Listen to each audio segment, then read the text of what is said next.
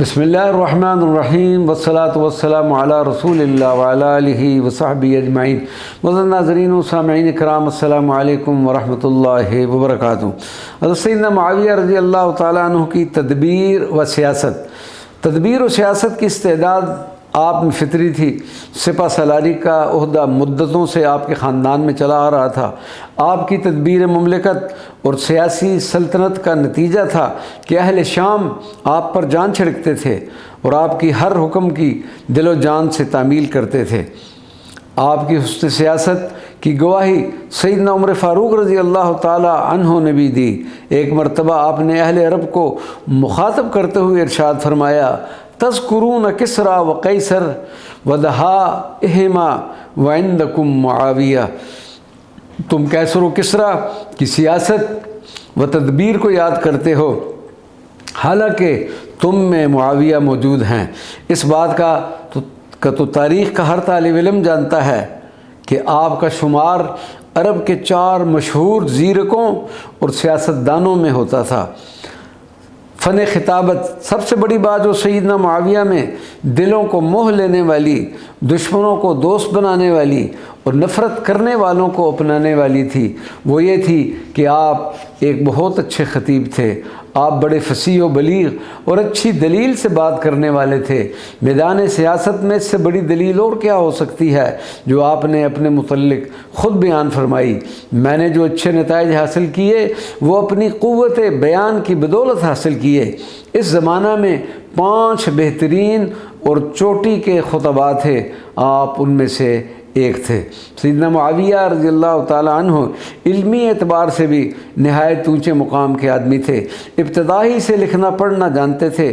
چنانچہ ظہور اسلام کے وقت پورے عرب میں صرف 17 آدمی لکھنا پڑھنا جانتے تھے۔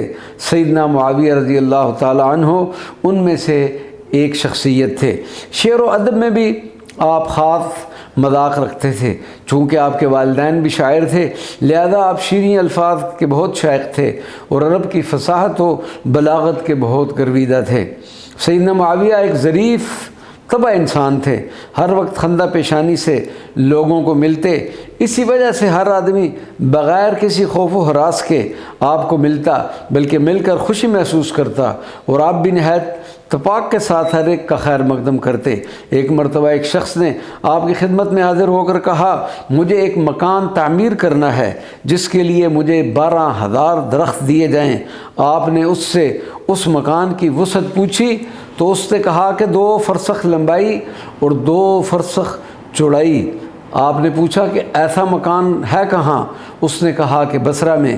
آپ نے ظرافتاً فرمایا، لا تقل داری بالبصرہ ولکن قل البصرۃ فی داری۔ یہ نہ کہو کہ میرا مکان بصرہ میں ہے، بلکہ یہ کہو کہ بصرہ میرے مکان میں واقع ہے۔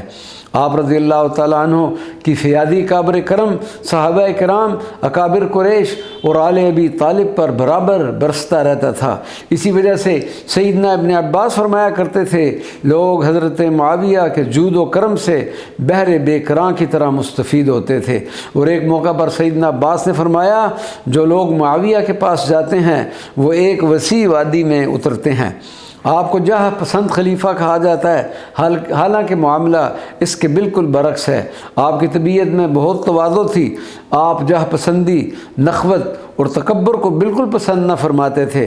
علامہ ابن کثیر نے لکھا ہے کہ ایک مرتبہ آپ کسی مجمع میں تشریف لے گئے، آپ کے جانے پر لوگ تعظیماً کھڑے ہو گئے۔ آپ نے اس فعل کو خلاف سنت خیال کرتے ہوئے لوگوں کو سختی سے اس بات سے منع کیا اور فرمایا کہ میں نے رسول اللہ صلی اللہ علیہ وسلم کو یہ فرماتے ہوئے سنا ہے، من احب ان یتمثل له الرجال قیاما فلیتبوأ مقعدہ فی النار، کہ جو آدمی پسند کرتا ہے کہ لوگ تعظیم من اس کے لیے کھڑے ہوا کریں تو وہ اپنا ٹھکانہ جہنم میں بنا لے۔ وما علینا الا البلاغ المبین۔